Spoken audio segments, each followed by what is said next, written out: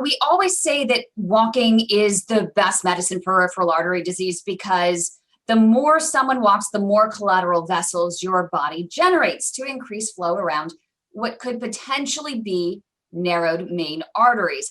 But what if an already approved FDA drug can help facilitate the process for those who especially are already immobile? That's what the Emory Clinical Cardiovascular Research Institute is trying to find out. They have the second phase of an ongoing study in Georgia, and we have Dr. Arshed Quyyumi, professor of cardiology and principal investigator for the P.A.D study, and he is here with us now. Thank you so much for joining us. Good afternoon. Thank you very much.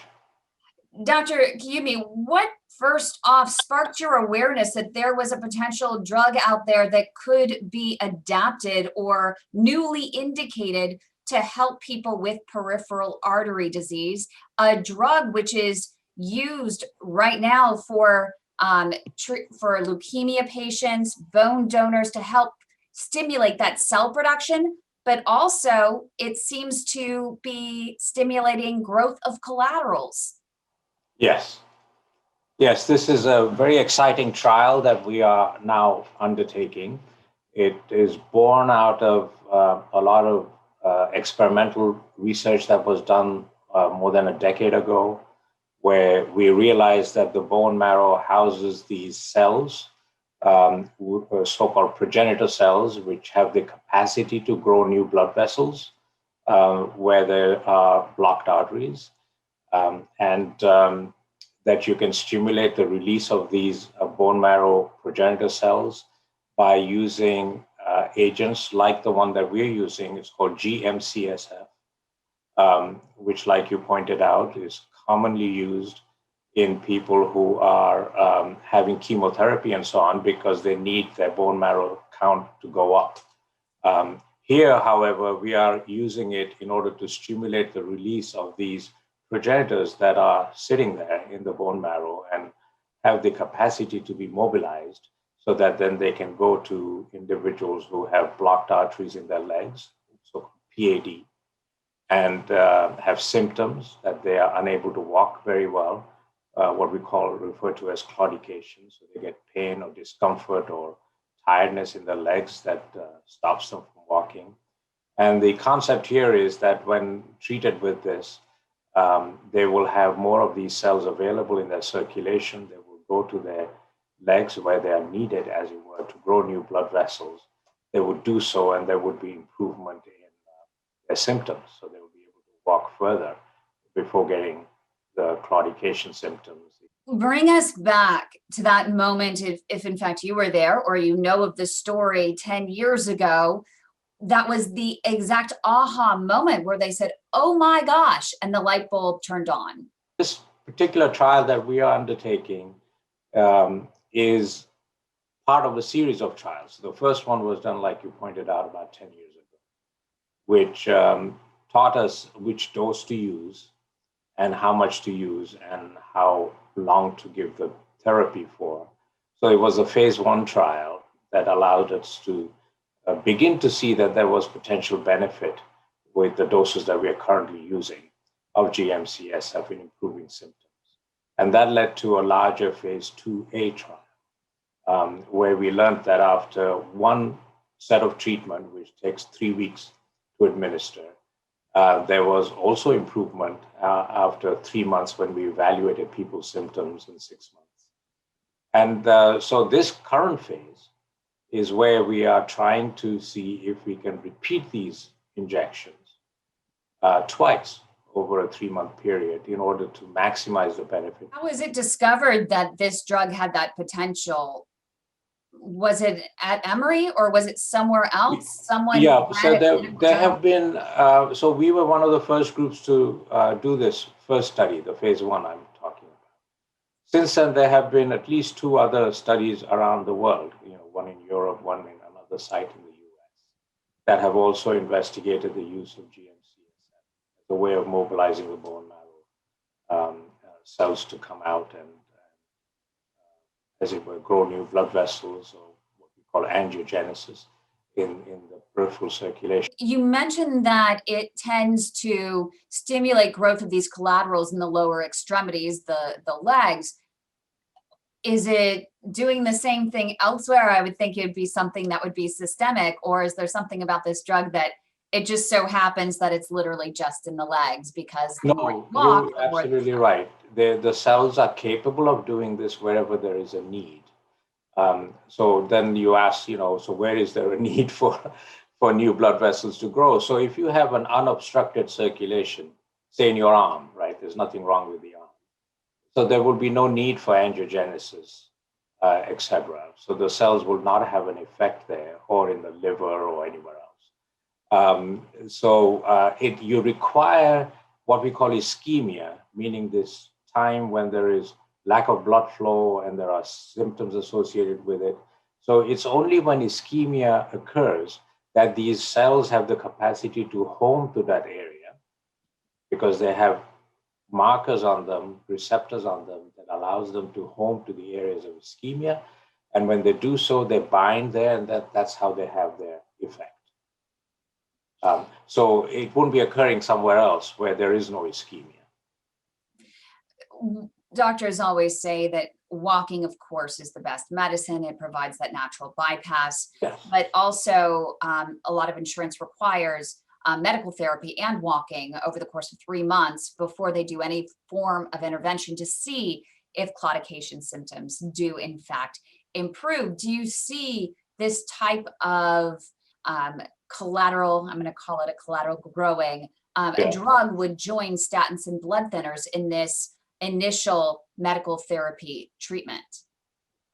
Yes, so we are not advocating that this be used even before exercise therapy or rehab has been considered, because most of our patients, like you pointed out, are undergoing exercise treatment.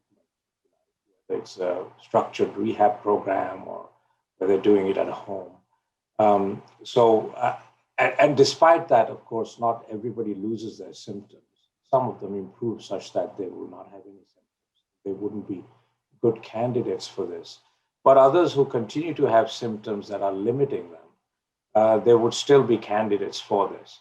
I think what you're suggesting would be a higher bar would need to be shown that it actually benefits even at a much earlier stage without. At what stage exactly are you focusing on for P.A.D patients? Are these patients that are appropriate for your study, which you're indicating that could be the best fit for the use of this drug? Are they CLI patients, patients with critical limb ischemia, or how would you describe good timing for this based on your study so far? That's a great question.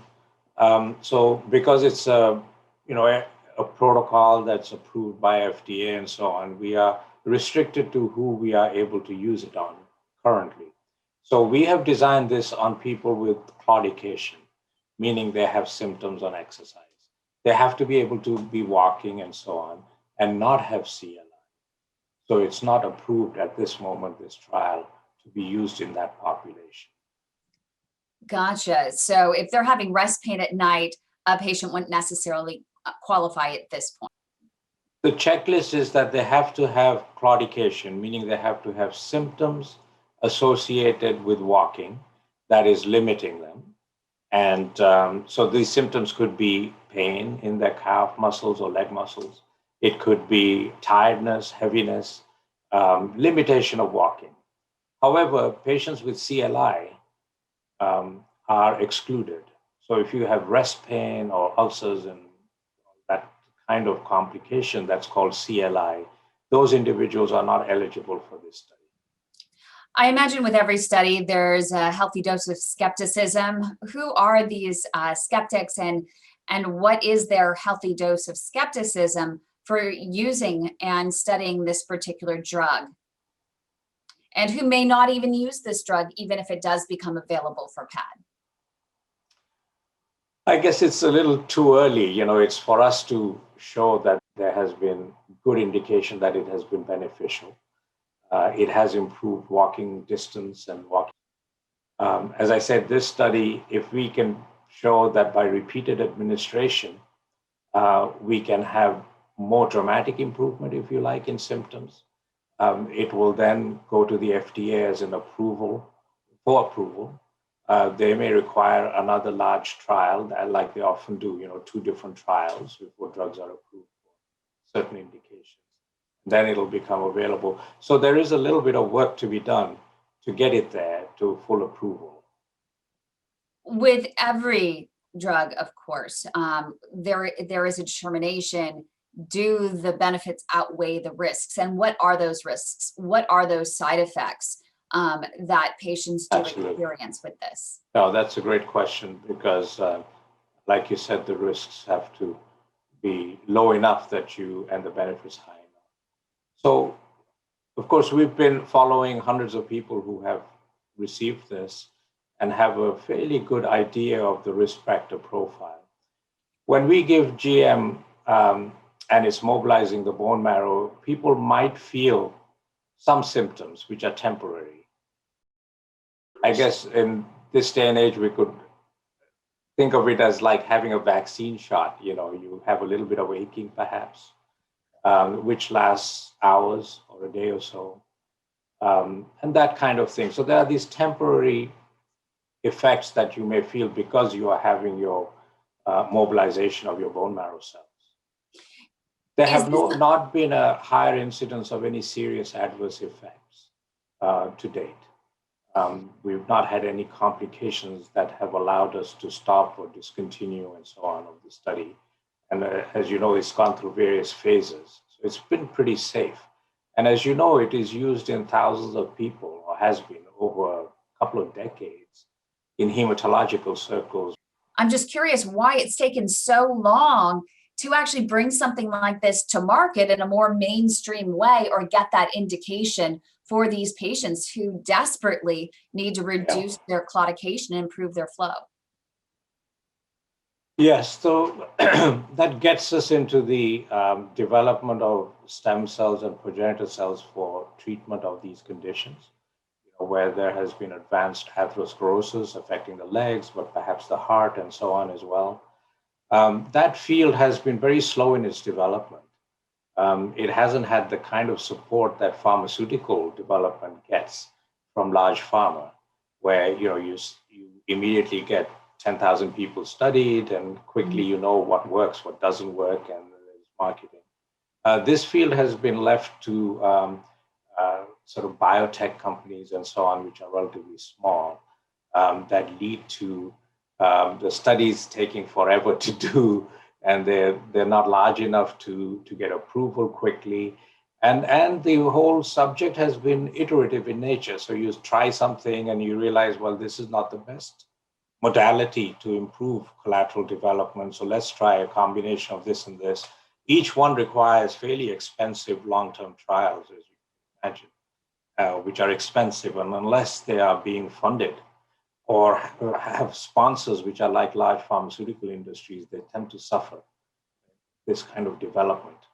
Yeah, so what are some of the hurdles that are going to hinder your ability, or you have to get over before you get this ultimate indication? Of course, the FDA ultimately decides, but what are those steps you need to take to get there, and what are those expected hurdles that you need to overcome or jump over? Absolutely, great question. Our first immediate hurdle is to complete recruitment into this study. So we are halfway recruited. We need another 75 or so individuals with P.A.D. to be participating so that we can have a large enough study that we can show that there is benefit, and there is increased benefit after a couple of administrations. And then that will become, that will actually set the stage for doing a more pivotal phase 3 trial before it gets approved. So it's the immediate issue is that we need enough individuals to finish off this study in the next few months, if we can.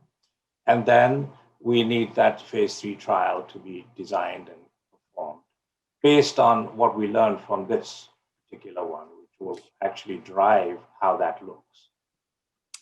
It's tough to convince patients to enter into any study when it could be a complete waste of their time if they're the ones that are chosen for the placebo versus the ones that are actually getting the real treatment. How do you go about convincing patients to get involved when it may help them, it may not? Right. So here's, having done many clinical trials over many years, I'm really gratified by the fact that most patients who are being asked to take part in this kind of a trial, whether you either get placebo or not, and here you have 1 in 3 chance of getting placebo. So you have 2 in 3 chance of getting the drug. So chances are good that you'll get it, but there is a chance, smaller chance. And the fact is the placebo group get taken care of and they improve. In most studies, they have improvement because they get better follow-up, better care, better observation.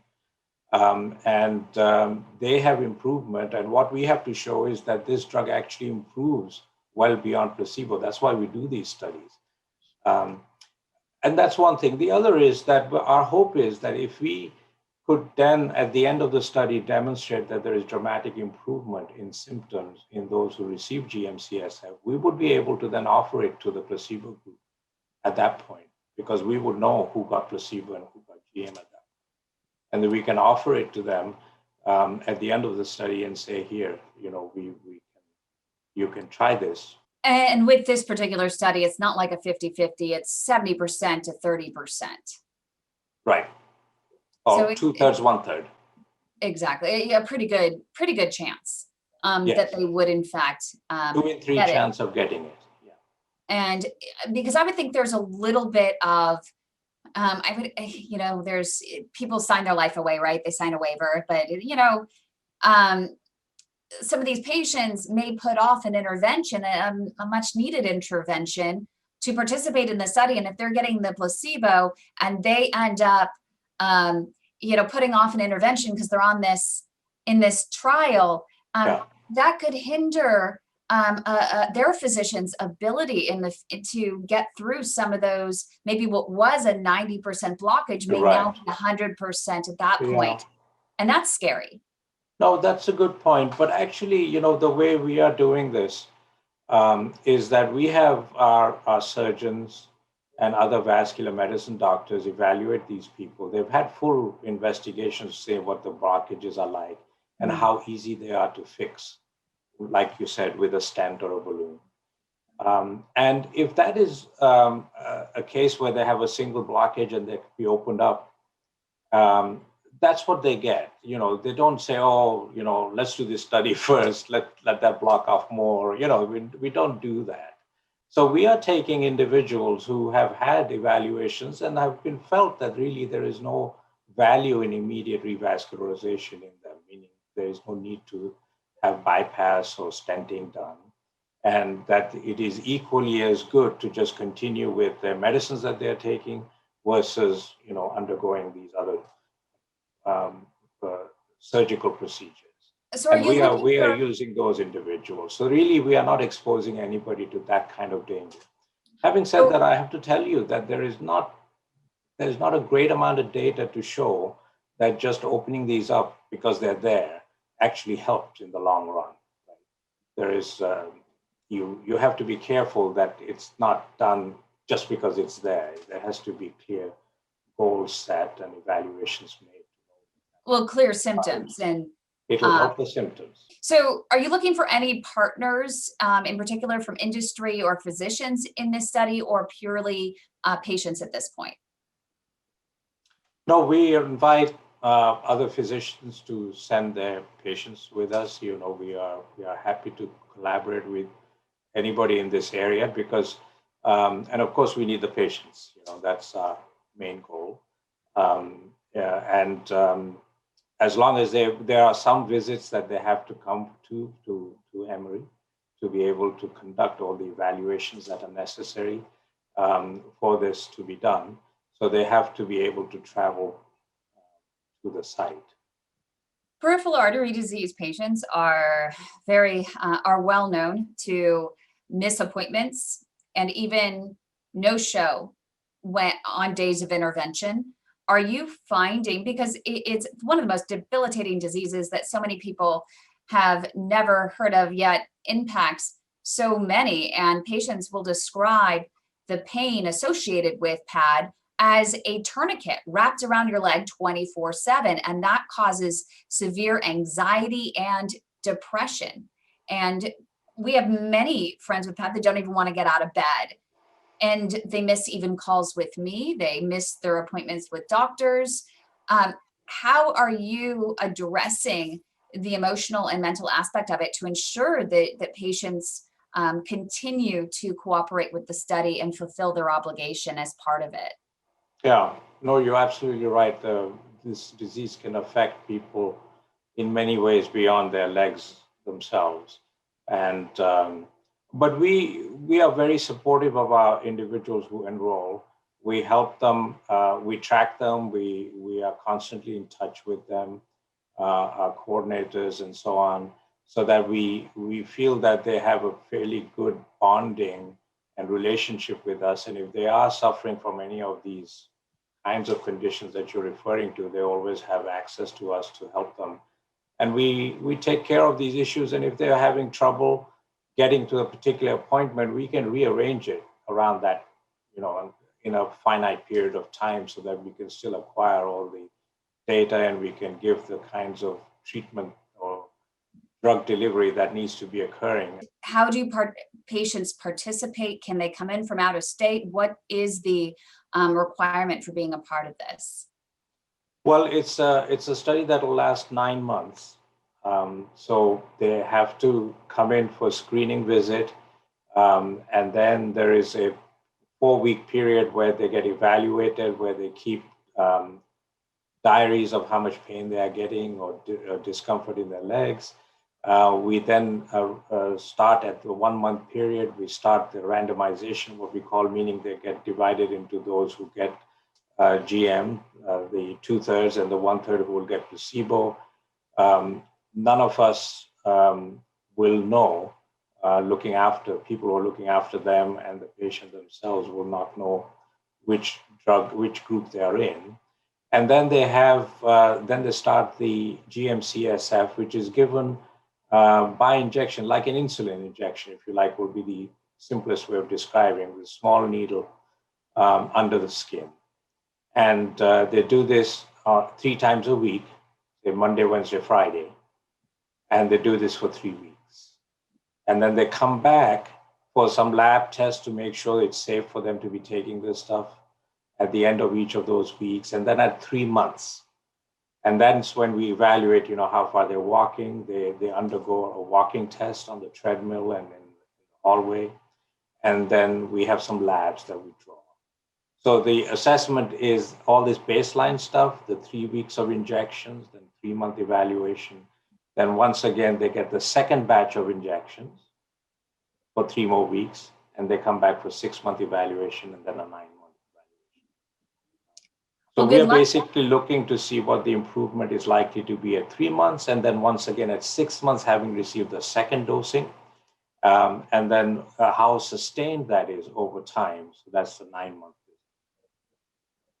Well, thank you so much. Good luck to you, Dr. Arshed Quyyumi. He is a professor of cardiology and principal investigator for this PAD study at the Emory Clinical Cardiovascular Research Institute. We really appreciate you and your time.